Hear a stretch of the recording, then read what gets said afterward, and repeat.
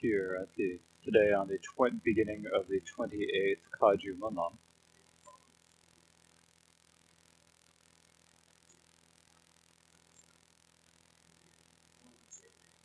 With all of the great upholders of the teachings, including in particular those great beings who uphold the teachings, the tulkus, the foundation of the teachings, the Sangha, all of the faithful lay men and women.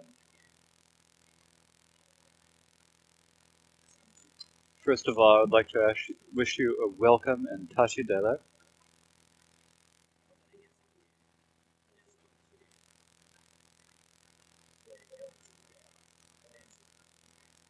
For all of us to gather here in this sacred and wonderful place of Bodh Gaya is wonderful. I'm very delighted, and I'd like to thank you all for coming.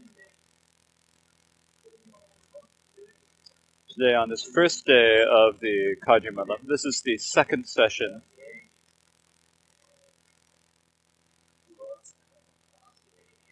My responsibility, or my task, you could say responsibility, is to give you an explanation of the King of Aspirations, the noble aspiration for excellent conduct. This noble aspiration for excellent conduct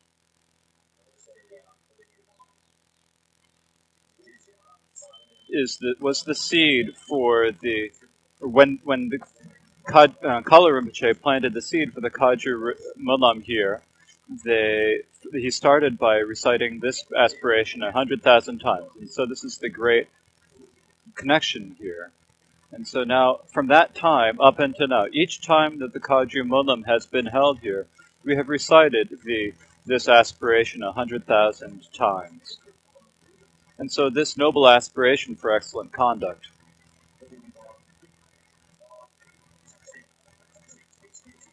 is one of the most important points of the Kaju Manam that we have. It's like the essence, or like the symbol of the Kaju Manam, I think. And so for that reason, it is important for me to explain this, and there's a very good reason and a very good purpose to make this explanation.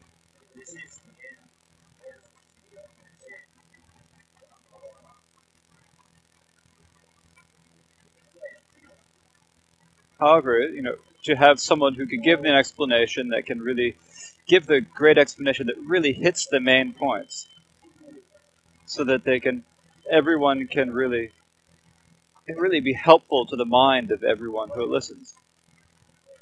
I don't have the capacity to do this. But even though I don't have that capacity, since this responsibility has fallen upon me, even if I can't do so, that I'll pretend that I can. And so I'll teach in that way.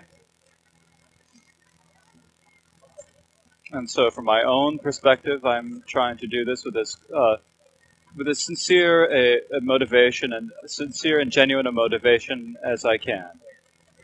And I hope that all of you who are gathered here in this sacred place of Bodh Gaya, where the 1,002 Buddhas of this fortunate era awaken to this wonderful ocean of power, this great this gathering of ocean of a gathering here, that all of us we can have unmistaken intentions and actions as we listen to the Dharma. So please listen in this way. I've quoted this many times in the past, so it probably won't harm to say it yet again.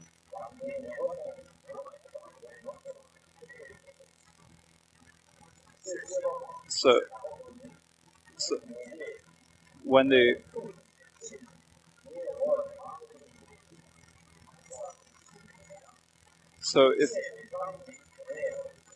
the hope, if there's someone,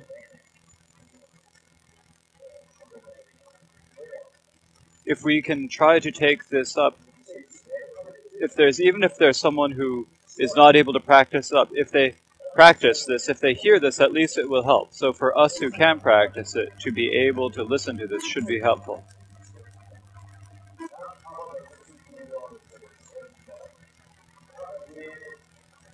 And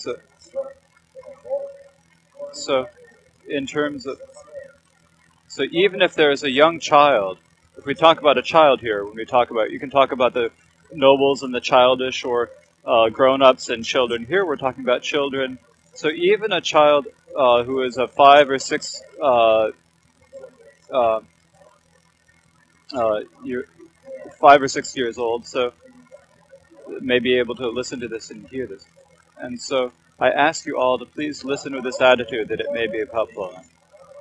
And so for the person who's teaching, since I'm so I know for myself how I am, and there's no point in saying I'm good or bad or whatever. I'm just going to,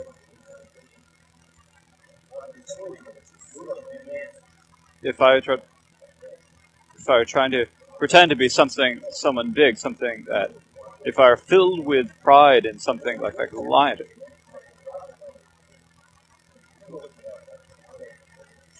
And so sometimes, in order to prevent having too much pride, we pretend to be modest. But that's not what I'm doing here. The main point is that all of us please listen carefully and think about this carefully. If there are any mistakes in what I am saying, then please forgive me for that. And so I ask that you do not become overcome by the afflictions or by impatience and so forth. If what I say becomes a condition that helps you, that makes you gather more afflictions in your being, then that is not good. Now, this noble aspiration for excellent conduct comes from the Gandavyuha Sutra. The Gandavyuha Sutra is one of the greatest of the Mahayana Sutras. It's like the king of all the kings of all the Mahayana Sutras. It's like the best, the epitome of them all. It's probably the most extensive and longest of all the Mahayana Sutras, according to some explanations. But the Buddha taught this sutra over only the course of 21 days. So it actually was taught in a very short time. And the Gandavyuha Sutra has many different versions of different length and different chapters. There's one that is in 81 volumes, one in 40 volumes, one and so there are different lengths. There are different counts of the chapters, and then of the volumes. And there's another way you can count them in terms of the number of volumes. So there are different ways of measuring it. But the one that we have for us now, the greatest one, is the one that is in 81 volumes. That is not extant in Tibetan, but it is present in Chinese. But that 81 volume version is not the complete Gandavyuha Sutra, because the Gandavyuha has at the beginning, it has 100,000 stanzas, and the 81 has only 45,000 that were translated.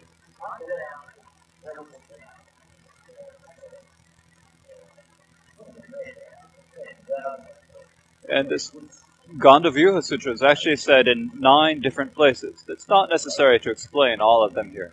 But first,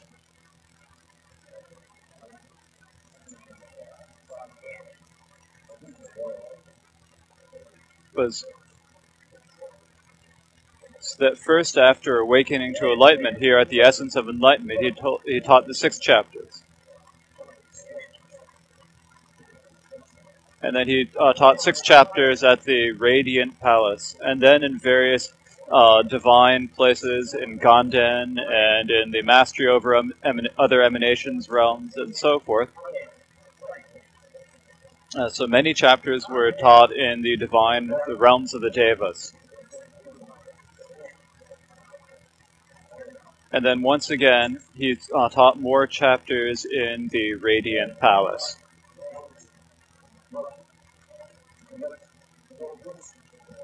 So in this way, there are 9 different sections of the Gandavyuha Sutra, each of which has several different chapters. So basically, there are 9 different sections, or 9 different books that are separate for this Gandavyuha Sutra.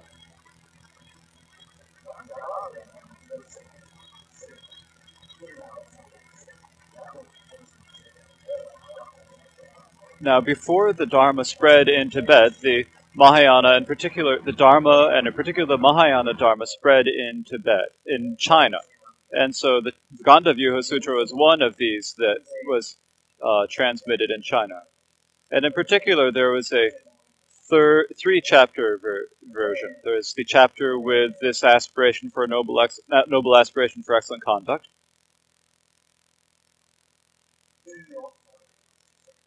A chapter on Gandavyuha and a chapter on pure conduct, and so the pure sphere of the Buddhas. And so these are the 3 chapters that spread very widely in China.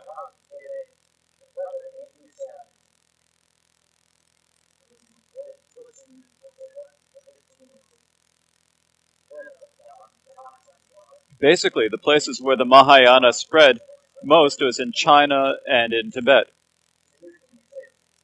So it's good to ask all of you to know a little bit about how the Dharma spread in China. I really don't know it in detail. I cannot explain it in detail. If I tried to explain it, there would be a little problem. So please be very careful about this, and please edit my words carefully if you can. Be careful about this. Now, in China, the sutras that Nagarjuna brought from the land of the Nagas, according to the Tibetans, included the 100,000 sutras. But according to the scholastic tradition in China, it seems that was not brought from the Nagas, but rather was something from that Ludra. The Chinese say that the sutra that Nagarjuna brought from the land of the Nagas was this Gandavyuha Sutra. Now there are several. There's the long, the medium, and the short length. It's like we have a one that has a 3-volume. There is some. Now the long sutra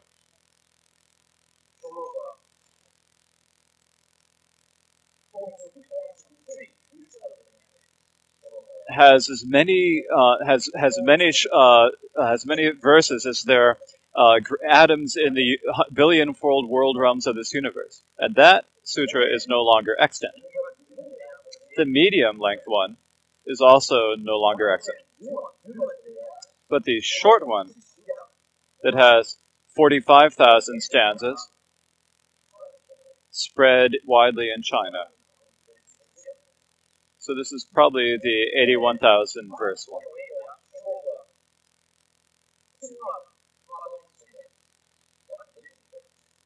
There was also a 55,000 one that was present in China, but not translated into China.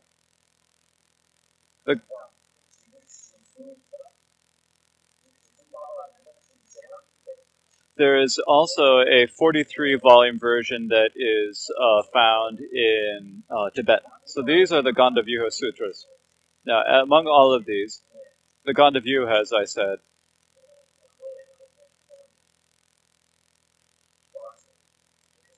is one of the most extremely important sutras of the Mahayana. And so I thought I'd give you a little introduction to it. So if I tell you too much about it, then I won't get any chance to teach you about the noble aspiration for excellent conduct. Now, if we begin talking about this aspiration, we recite this prayer all the time.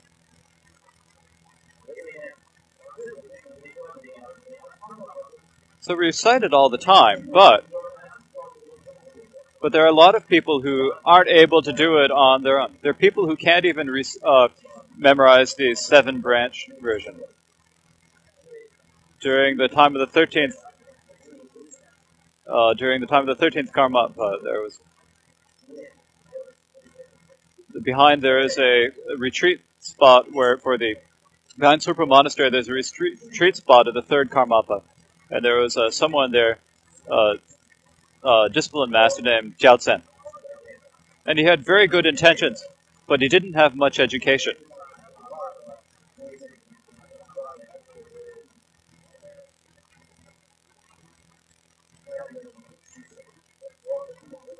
And so as they were going places, they would ask, this Jiao Tsen would ask many different questions, many different annoying questions.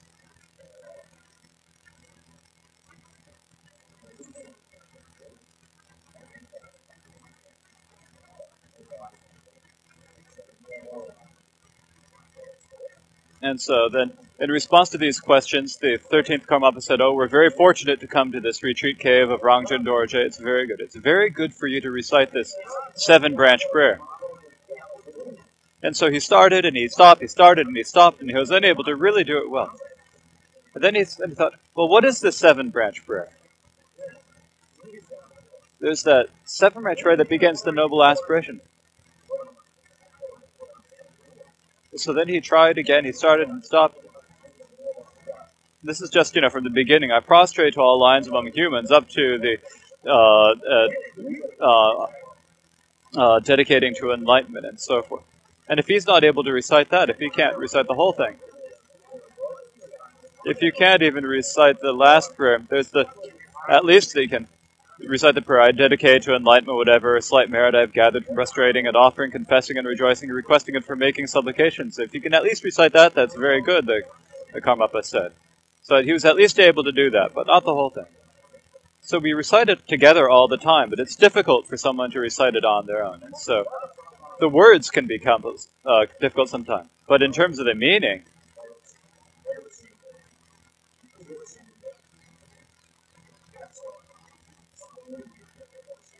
since the Gandhavya Sutra is one of the Mahayana sutras that is extensive of all the atoms in the billion worlds of this universe, it's something that's very difficult for all of us to get our minds around. But at any rate, we recite this all the time. And if we were able to actually think about the meaning, it would be good.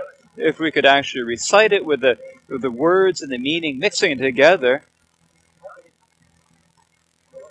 it's very necessary to do that. If on the other hand, we can not even recite the word well and forget about the meaning, if we try to recite it in there, and just do this sort of half-baked version of the excellent conduct, then that's actually a real great loss for us.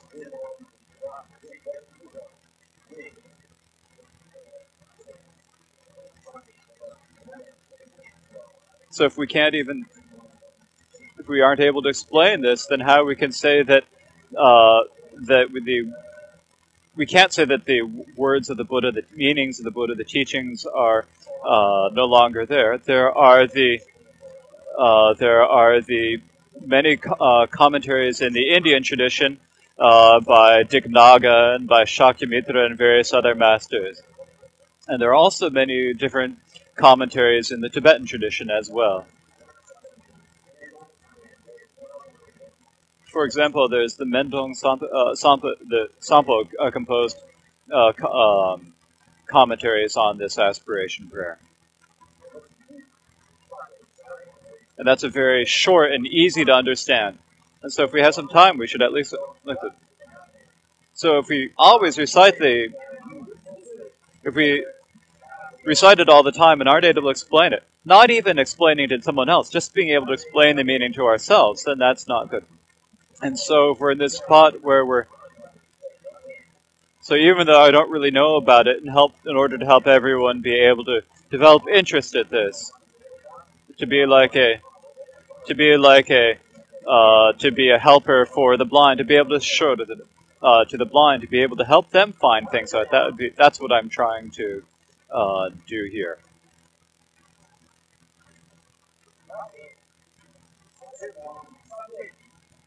Now, the different topics in the this aspiration prayer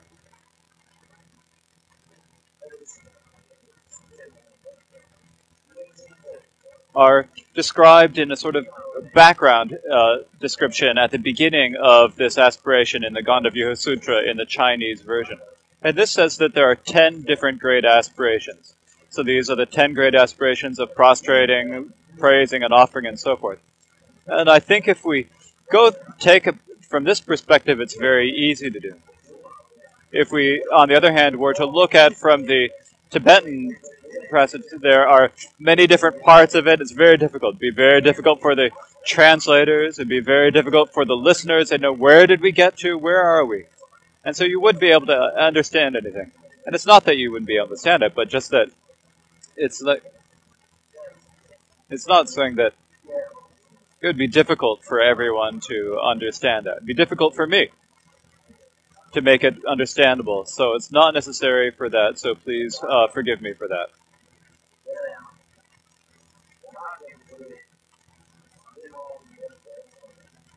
So this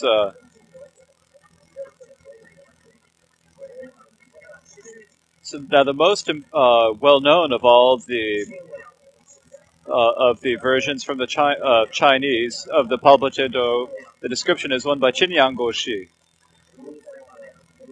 Qingyang Goshi is someone who spent a long time at the 5 Peak Mountains of Manjushri.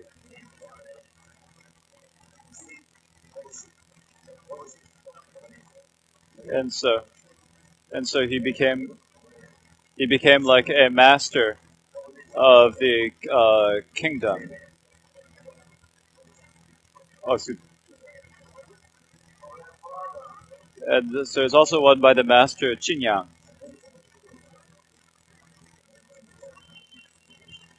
who is said to have been an emanation of the Bodhisattva Samantabhadra. Now, there's a story about this.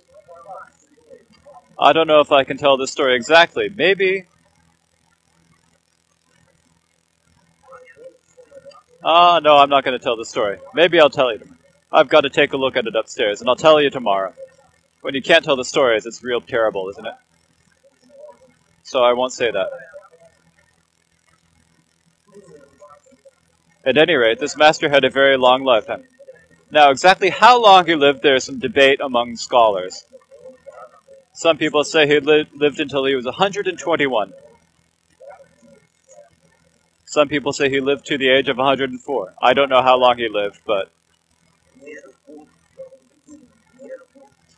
at any rate, there were 9 different kings during his time. The reigns of 9 different kings.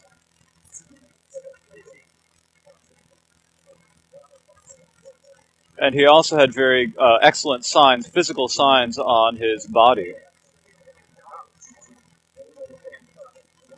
Now we have a Chinese history that is translated into Tibetan that has a very long praise of this great master. So here's a great master, a great wonderful bodhisattva. And so this is the most famous of the commentaries on the Gandavyuha Sutra. In terms of the Chinese texts that were translated into the Indian texts that were translated into Tibetan, most of these follow the topics given by Dignaga. And so most of these commentaries are, most of the Tibetan commentaries follow Dignaga's. And there was a master, Chushe, who wrote the longest of the commentaries of this. And so he had a very extensive, long commentary on this. So now I'm not looking too much back and forth. I'm primarily looking at what is taught in the actual Gandavyuha Sutra from the Chinese. Whether you talk about it as the topics or however you talk about it as the 10 great aspirations of Samantabhadra. But there are some of them, that need more explanation and those that have a lot of different parts. And so I think I will explain those longer ones that have many different sections according to the Tibetan traditions. The Sanskrit texts are translated into the tradition. But, you know, but I'm not going to try to go back and forth saying, oh, these are the topics from this and this from that. I'm not trying to make myself look good. But basically the sections are, first there is prostrations, and then there are praises, and then there is offerings and confession. So the first, and so forth. And so the first is prostrations. And so the verses are the ones that say, I prostrate to all lines among humans, as many as appear accepting none, and so forth, up to the line, completely fill the entire dynamic expanse. So this is 4 stanzas. So these are prostrations.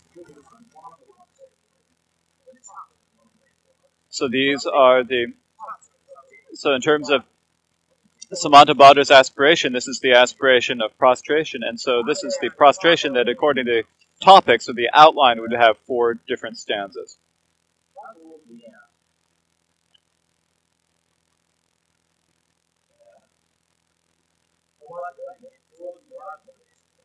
So basically, at the beginning, we have the 7-branch prayer.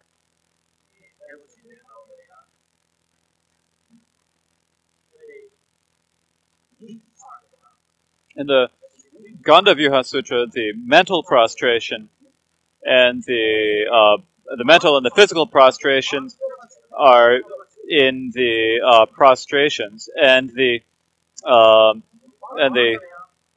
verbal prostration, or the praise, is considered a praise in the Chinese version.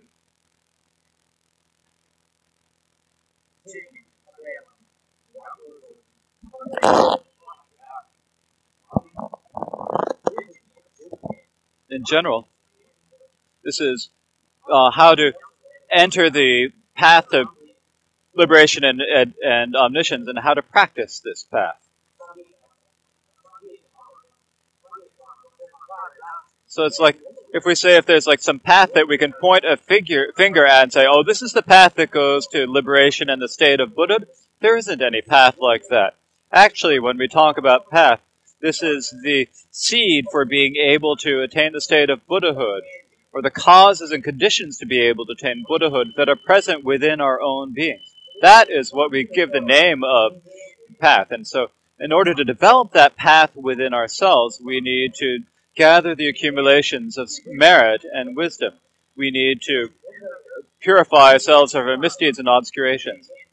And so in this way, in order to gather the favorable conditions of the merit, and to be able to purify ourselves of the harmful conditions, the impediments, the misdeeds and obscurations, we need to be able to focus our minds and change our ways of thinking. Just by doing that, it's difficult to develop real realization of the meaning. And so because that is difficult, we need to make efforts at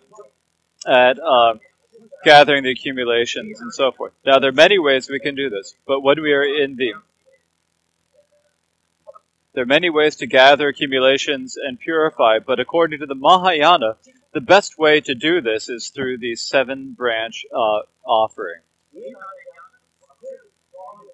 And among all the 7-branch offerings, the one from the noble aspiration for excellent conduct is one of the clearest and most detailed of the 7-branch prayers.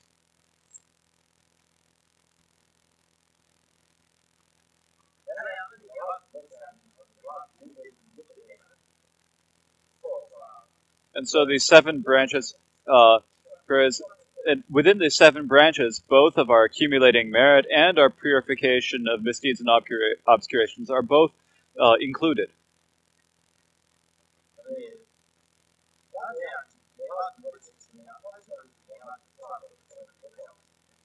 Now, sometimes when we talk about the 7 branches and they think, oh, this is kind of easy to do, prostrations and so forth. And we think that it's maybe not so important in this world. It's possible that we might think in this way.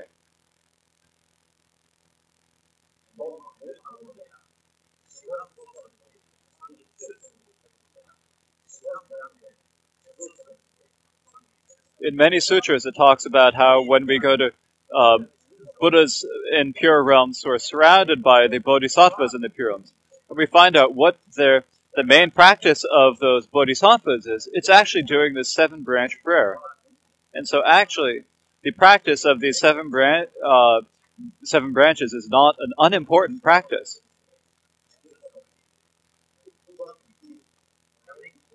It's like the essence of the practice of all the Buddhas, of all the bodhisattvas in the infinite numbers of pure realms. And so it's like an extremely important practice. And so it's one of the more important of the practices that we can do.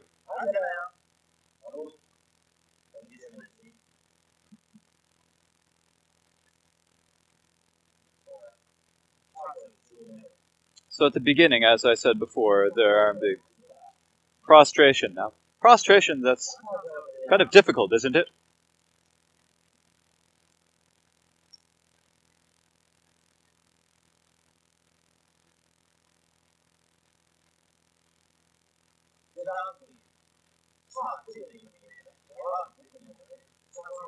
Actually, if we make a single prostration, we can do all of these 7 branches within that one prostration. So a prostration is a practice of all 7 branches.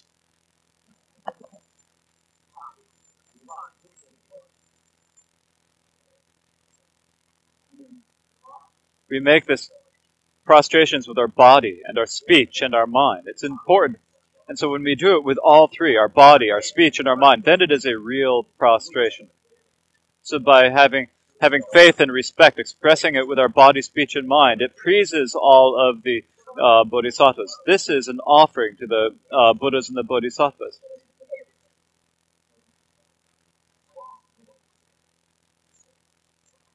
And so the pleasing the Buddhas is like one type of offering. It doesn't necessarily mean when you say offering that you're arranging an offering.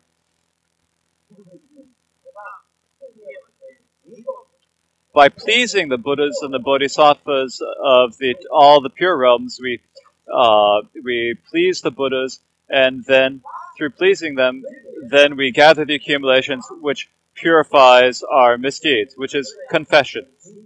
And then once we have made that offering, and we have purified ourselves, then we naturally rejoice, and so that is the aspect of rejoicing.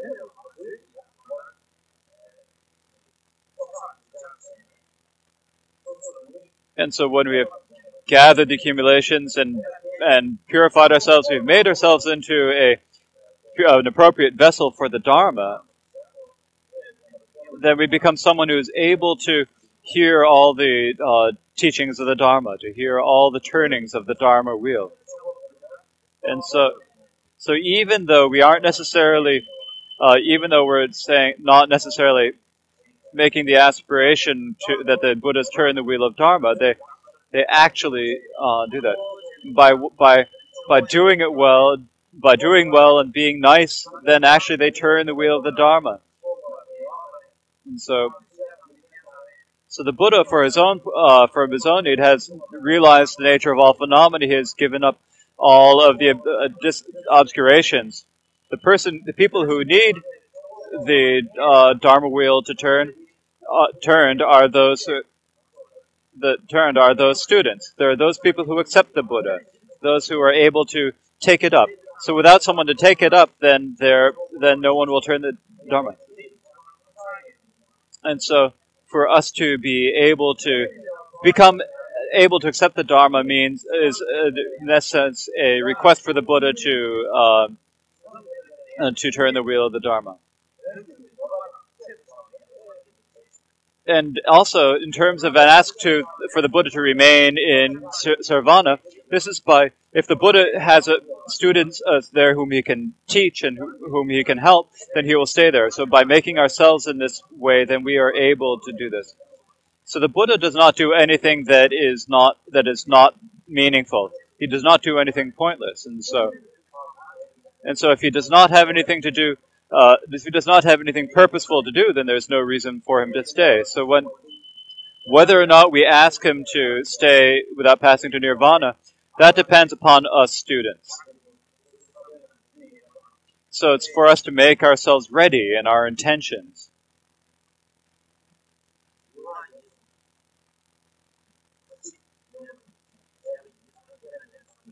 If there are even just a few people who are able to do this, the Buddha will stay, turn the wheel of the Dharma, and remain without passing. And all of these great, and when we dedicate all of these virtue to the great enlightenment, then in this single prostration, then it includes all of the 7 branches, and it is a really wonderful method to gather powerful method to gather the accumulations.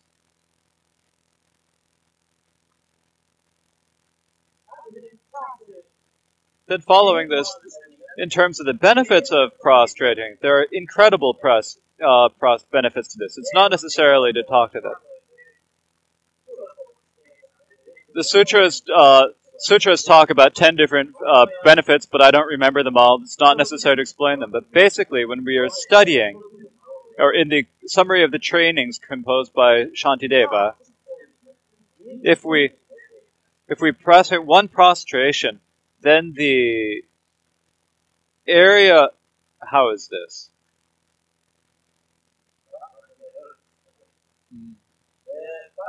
I'm getting ahead of myself here. Okay, here. When we make a prostration, then beneath where we prostrate, there is the ground beneath where we prostrate.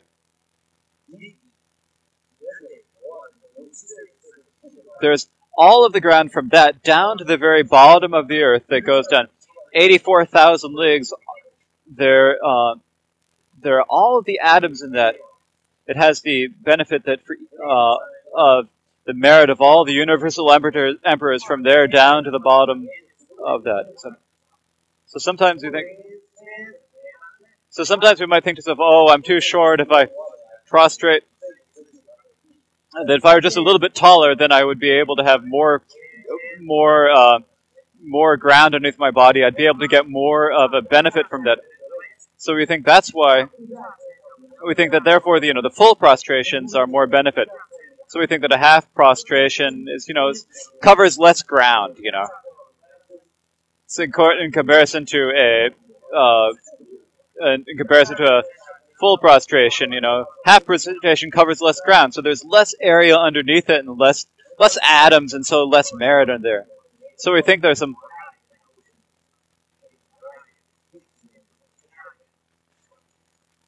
And I thought that maybe this is a good thing to sort of keep in mind, like an idea of the benefits to keep in mind. At any rate, it's benefit to just keep us in mind. Of course, what a universal Chakravartin emperor is, we can't necessarily understand that. Yeah, someone who has. Think of maybe like as the American president. Of course, I don't know if the American president is having much fun, but of course, there are great benefits. So maybe I'll tell a story about this. There's a real story from Shanghai in China. I've told this to many people. This is a real story, and it came out in the newspapers. There was a pig farmer. As far as a pig farmer or a butcher. And when he was... when he came to the time of death, there was a monk who came to him and who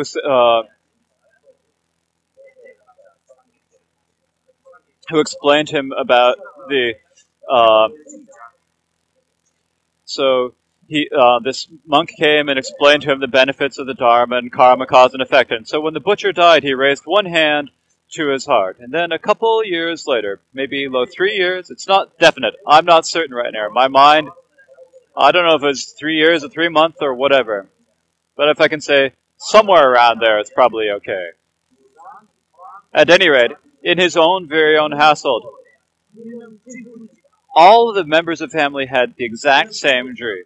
They had the exactly same dream. There were several people in the family, and they all had exactly the same dream. And so, And so in their dream, in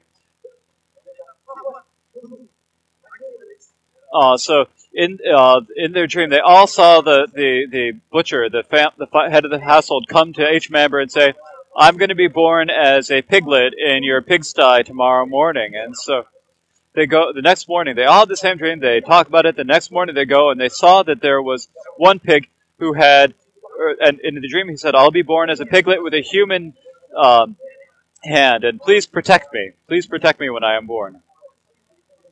And so 3 days later, there was a sow, a female pig, a sow in that household who gave birth, and there was one of the piglets that actually had a human hand. And so they took this piglet and with a human hand, and the family released it in a monastery where it would be safe, where its life would be saved. And so, if this is the benefit of raising a single hand, so even if you have a single, so this is just the benefit of raising a single hand in faith to the Buddha.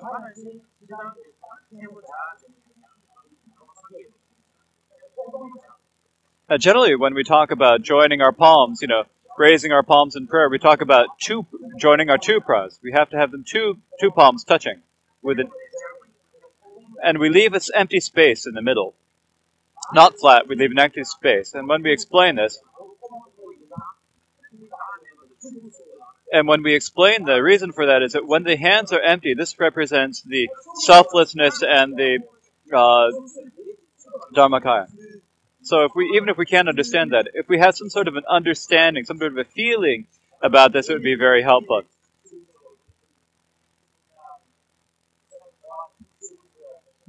So if we have no feeling in our mind, we just say, "Oh, this represents the Dharmakaya. Oh, this is the."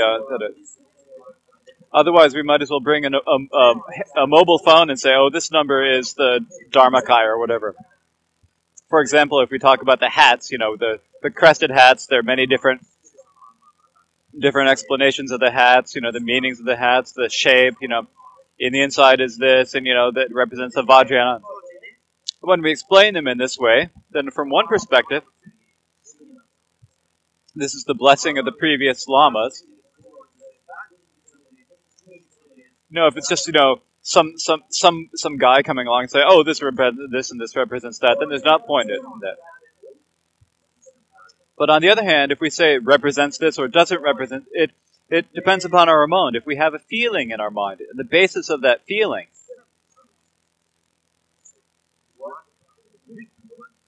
if we can sort of change within our mind or transform our minds or transform ourselves, then that is when it has actual meaning. So at any rate, when we talk about joining our hands, palms, and leaving an empty space, representing selflessness, and so the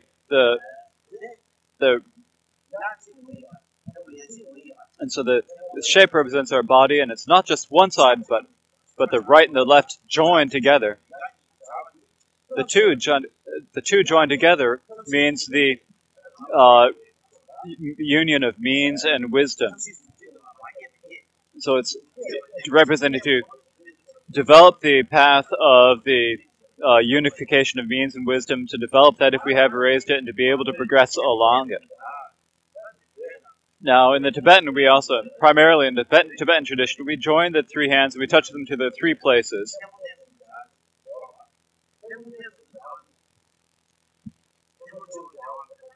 So when you join the three hands, when you touch them to the crown of our head, then this is related to the Vajrayana. When we relate it to the top of our head, then that is to release the binds in the chakra in the crown of our head, which then allows the invisible Ushnisha to appear. And then when we join it to our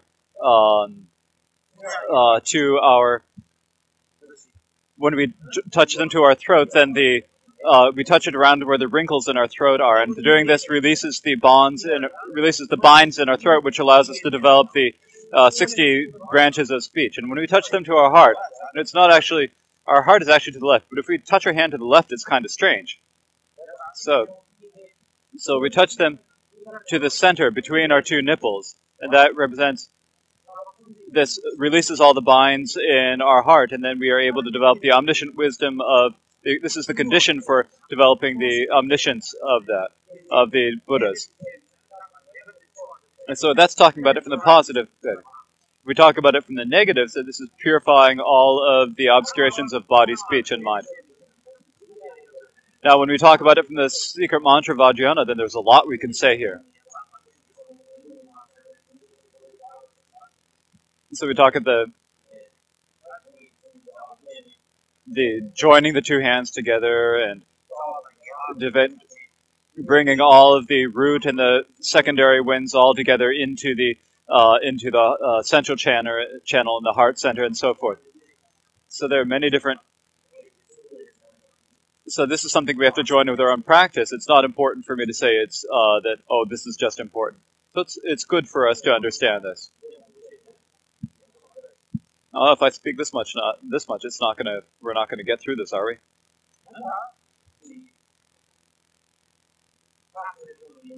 So even when we prostrate,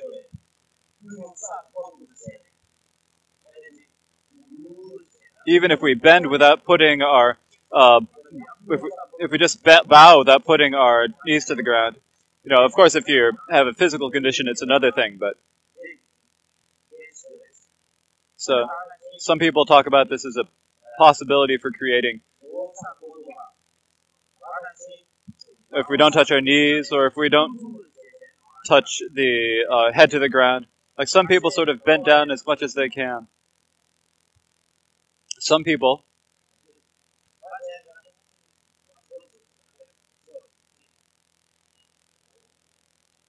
there's all this.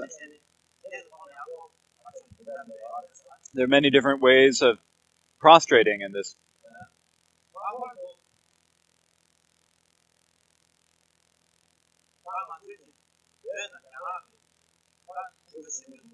In particular, in our Tibetan and Chinese Mahayana, we need to stand up between each of the prostrations. So we bend down, touch our knees and our hands and our head, and then we stand up again, touch it to the three parts, and then we have to touch all the three parts. And so this is generally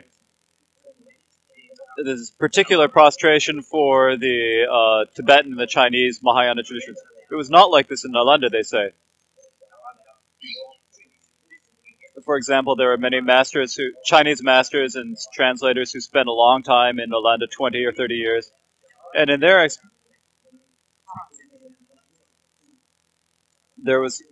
no discussion of standing up between every prostration. It's like we prostrated at first in the morning. So you're kneeling, and when you kneel, then you just touch your head to your palms to the ground 3 times. It's not necessary to stand up all the time. But in the Vajrayana, in particular in the Vajrayana, when we do the 4 full prostrations,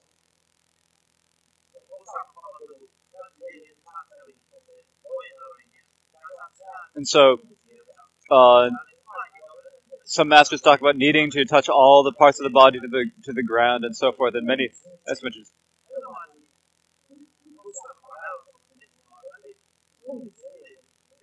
And some people talk about doing this with holding our breath. It's not, if we just do, when we prostrate, we should hold our breath in this way if we don't do this. Now, actually, when we prostrate, it can be kind of scary how people prostrate. It's so like people, some people prostrate and, the whole house starts to shake and think, oh, it's over, I'm thinking, oh, it's like in my mind, almost having a heart attack. It's really loud sound. So, wondering, why is it necessary to do that? So the main reason for prostrating is to show respect. And the way we prostrate, actually doesn't show respect. Sometimes it makes sometimes it frightens the Lama, and sometimes it even gives the Lama a cold. We can't give the 3 jewels a cold, but the Lama, Even though he's the field of qualities, there's a danger that he can get a cold or something. And so don't do all sorts of different things. It's just prostrate properly, and that is very good. And if we explain it, if we explain it in detail, I'm going to go over time here.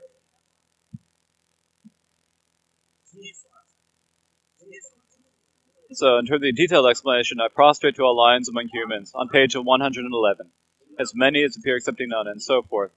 I've the 3 times of the world of 10 directions, sincerely my body, speech, and mind. Now this is the brief teaching on prostrating with the 3 body, speech, and mind. So in brief, they're basically all of the Buddhas in all of the 10 directions, not just now, but from the past, the future, and today. All of the Sugatas,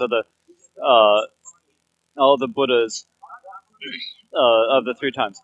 I prostrate to all of them, without any exceptions. Now the way that we prostrate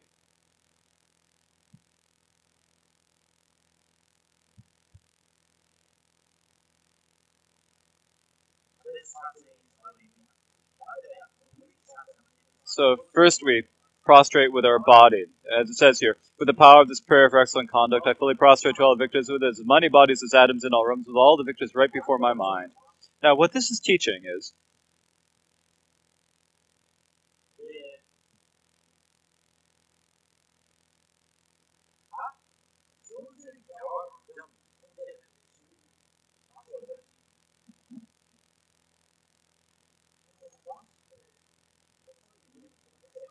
so how do we explain about all these inconceivable things? If we think about all of the Buddhas that are, all the Buddhas that as many as an atom, even if they're, as small as just the head of a pin, they all fit within this space because of the power of them. They can all fit actually on the head of a pin because of their miraculous powers. So we think that all of the Buddhas of the 10 directions and 3 times can fit within a spot. And we think about, each of the atoms within our mind. Actually all the scientists look at this, and when we look for the atoms, there's something that we can't see with our human eye. When they look for these,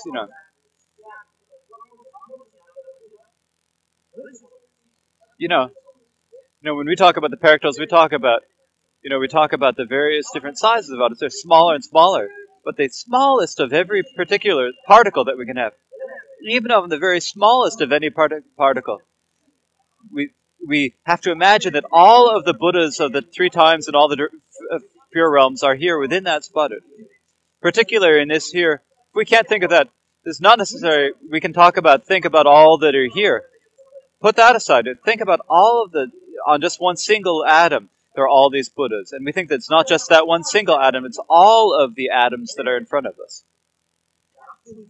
And when we prostrate with our body, we also imagine that we have as many bodies as there are atoms in all the realms of all the 10 directions. Now, when we talk about the Gandharva Sutra, it doesn't work with scientific explanations. According to the scientific explanations, the scientists say that our world is part of a solar system. It's like the 3rd planet around this sun in this solar system. Now, there are many suns like that. And it was like our own Earth, like 10 million or something that will fit within the sun. The size of the Earth. If we put 1 million of these together, that'll fit. Hundreds of millions. Tens or hundreds of millions will fit.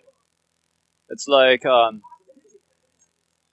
okay, so this is like 1 million of these worlds will fit in our sun. But this sun of ours is part of a galaxy. So a galaxy basically means like a collection of stars. So like when we see up in the early morning, you can see the sort of white path through the sky. That's like, it's like what we look up there and we see in the sky. We talk about it when we talk about the Milky Way. But basically, that's basically mean what would be a galaxy. It's a huge, whirling mandala of cars. So that's And some particular mean, and this is what we call the Milky Way, the path of milk, or the Milky Way. And this, within that entire universe, now that huge sun of ours, it's like, millions and billions of stars.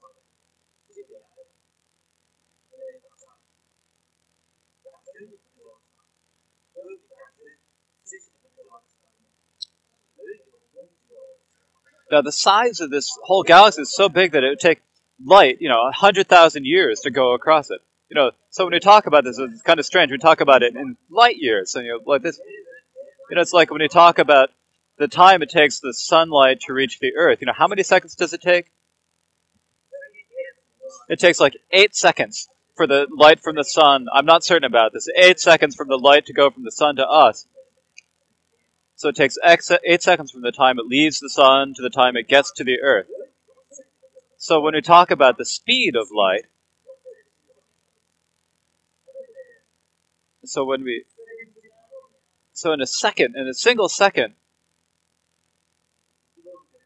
it can go how many kilometers? I used to know how many kilometers it could go in a second, but I don't remember now.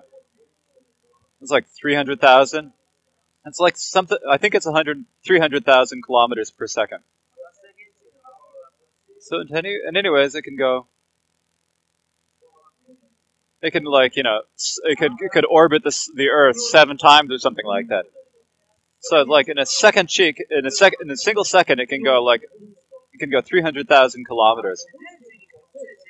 And so there's something that's going that fast. It has to go at that speed. It has to go that speed for 100,000 years. And that's the size of our Milky Way galaxy. And that's a small one. And when we look up at the whole universe, we're talking about the whole unbearable world realm that we're in. Our world is actually a kind of small one.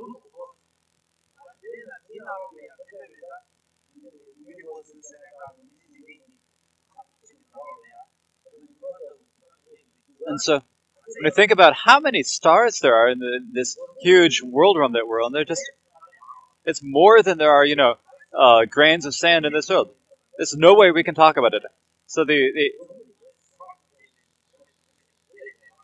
so it's like they say, if you count, it's more. The scientists say, basically there are more than there are grains of sand or grains of earth in this world realm.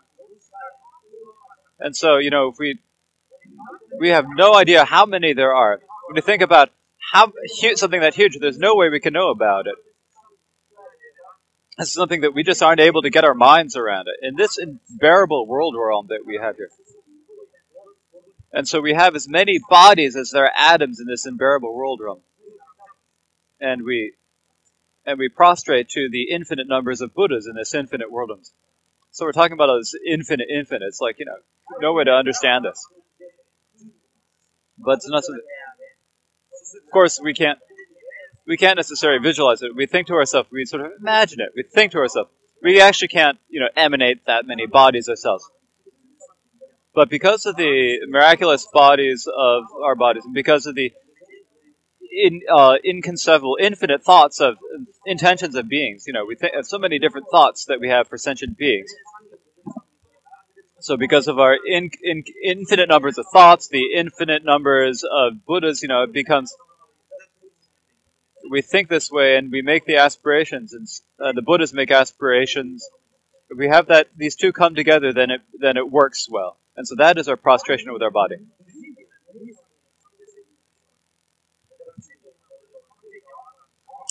Following this is the upon one atom are as many Buddhas as atoms in the midst of bodhisattvas. I thus imagine that victorious ones completely fill the entire Dharma expanse. This is the mental prostration.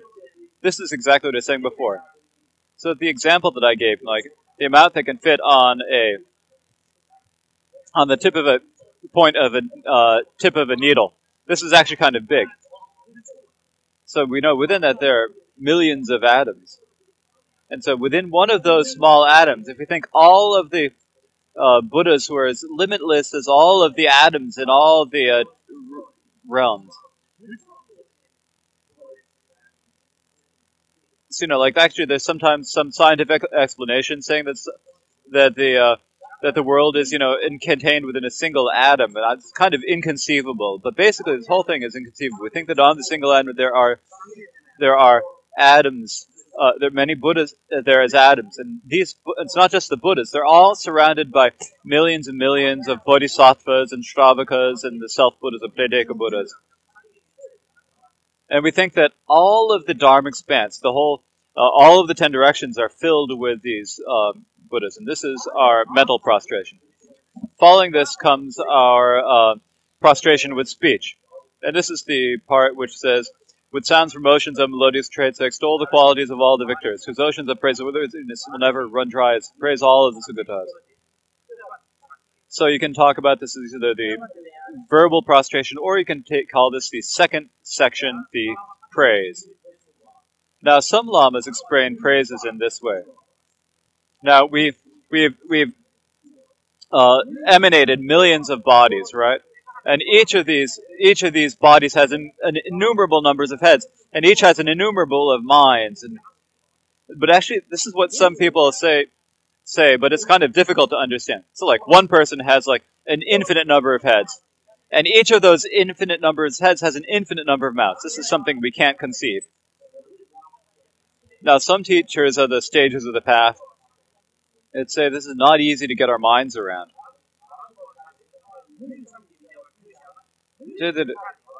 No, what gets to me, what I can get my mind around is you think that we have an infinite number of bodies, and each of these has a mouth.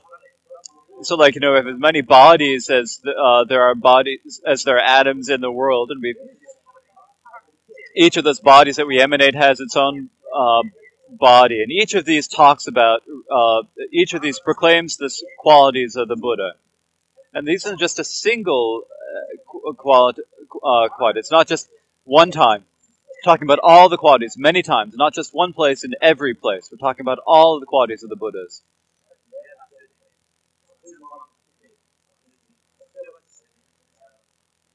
Some people, if we say that if we make a good praise through this aspiration of excellent conduct, if we make this aspiration, if we put it out on the website, everyone can understand it. It's like one way of saying it. But however we do this,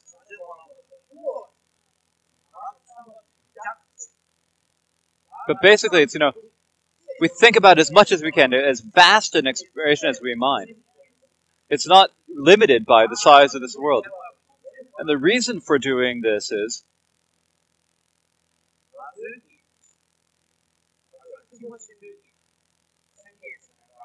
when we have the resolve of bodhicitta, or the compassion of the Mahayana, it needs to be greater than as vast as the whole Dharma expanse, the Dharma Dhatu. And so we need some way to make this understandable in our minds. So if we think about it, when I explain the world, it's like huge. It's incredibly vast.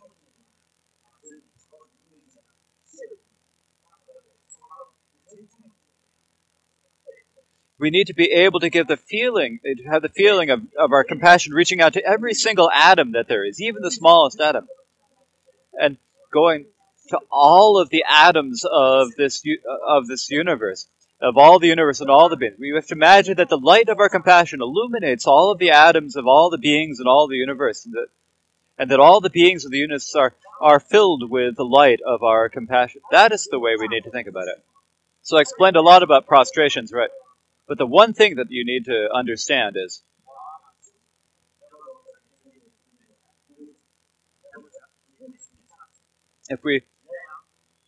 you may prostrate a single time with our body, but if we don't, if we do not have our minds focused on it, then it is not a real prostration.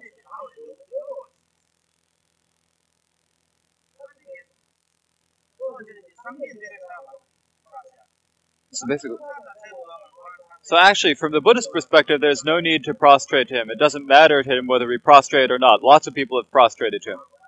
There's no need for him. He's already got what he's needed. And so that prostration for him is not for his benefit. It's for us. It's to gather the accumulations and to purify the misdeeds. It doesn't change the Buddha in it, does it? The reason for prostrating the Buddha is it's to develop our own qualities.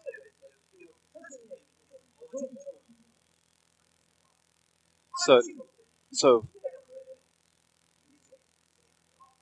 there's not really, actually, the Buddha said there is not a person who deserves to be respected in this world. Even if there's someone there are very few people who have actually qualities that are worth understanding.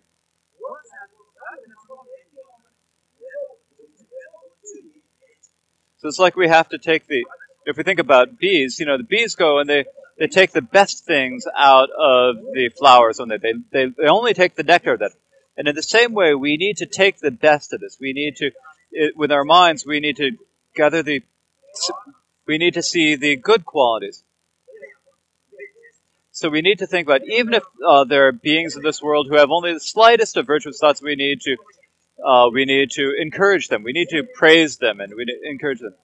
And then only when we do that will we be able to have a real prostration and praise that's is taught here in this prayer.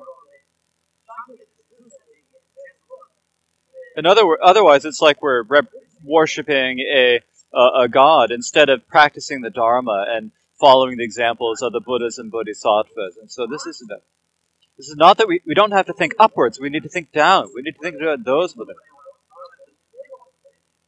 We need to be able to think that we need to be able to, all the people who are, so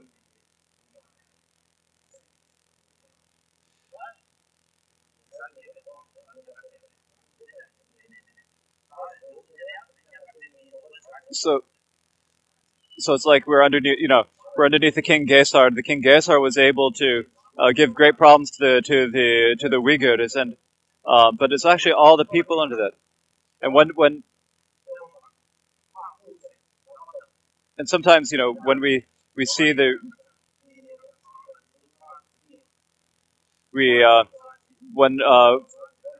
and so when good things happen, we have this when things like that happen, we celebrate them and think they're great. But actually, that is mistaken. But actually, when we think about we need to think about all the beings,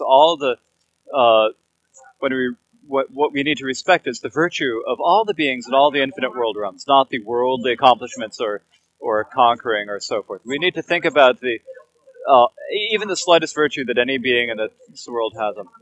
And so that is why we prostrate in order to that. It's not saying, it's we think, I'm only showing respect to the Buddha, then it's not that. We need to prostrate to all of the virtue of all the beings in all the infinite worlds. And when we prostrate here, we think that we're doing this not just to one being, but to all of the Buddhas and all the Bodhisattvas of the pure fields of the 10 directions. So this inconceivable, unfathomable, infinite number of beings that we're prostrating to. Now, following this, we will have some meditation. Now, I've gone over time. I was supposed to stop at 10 after 10, but I stepping a little late. So now we're going to have some meditation.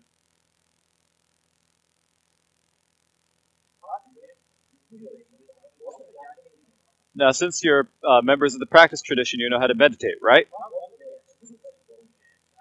Now, today we're going to meditate on bodhicitta.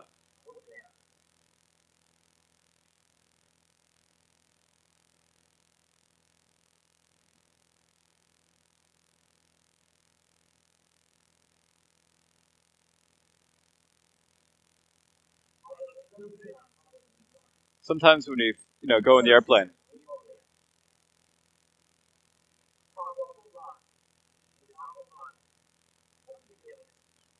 you can see all these.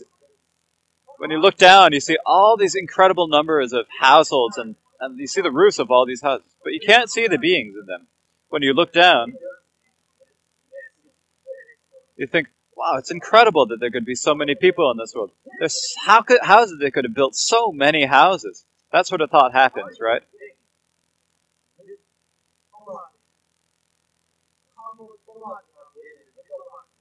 You know, the thousands of people who live in those thousands of houses, and all of the people who live in this huge earth of ours.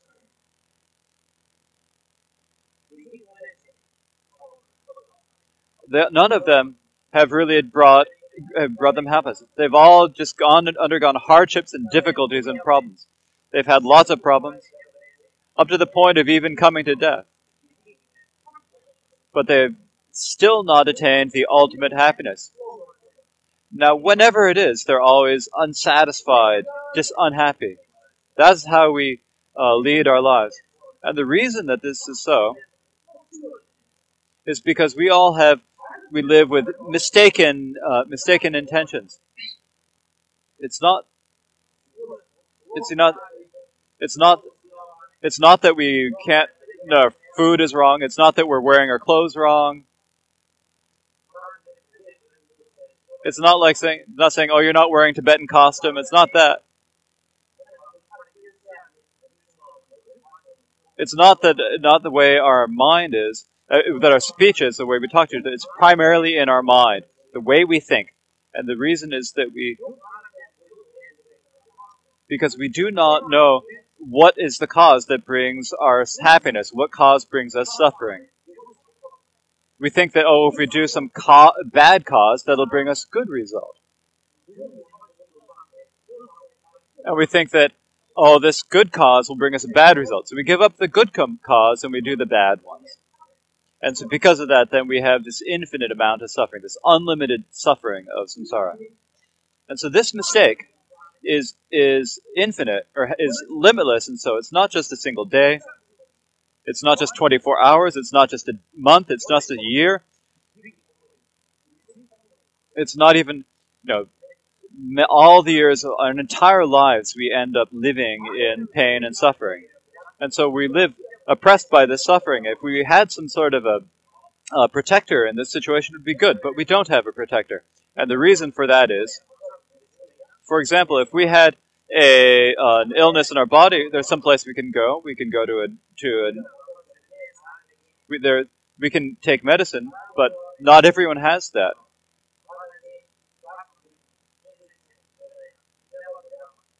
There are many people who may have serious illnesses, but who do not have doctors, who cannot afford medical care.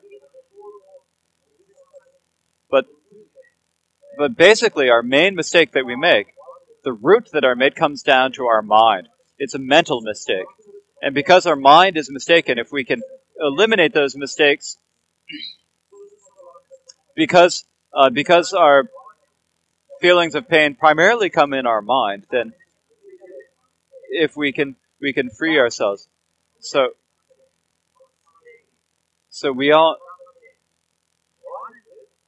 all the people of this world want to be happy. They want to be free of suffering, but now they do not have happiness. They have a lot of suffering. So we have compassion for them.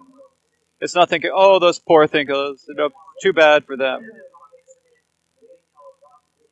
We should actually think that we ourselves, with our body, speech, and mind, are going to use our body, speech, and mind to free them from their suffering and bring them to happiness. And so thinking in this way, rest in meditation on this for 3 minutes. Okay, now I've taught about this. Let's think about it. So keep track of the time.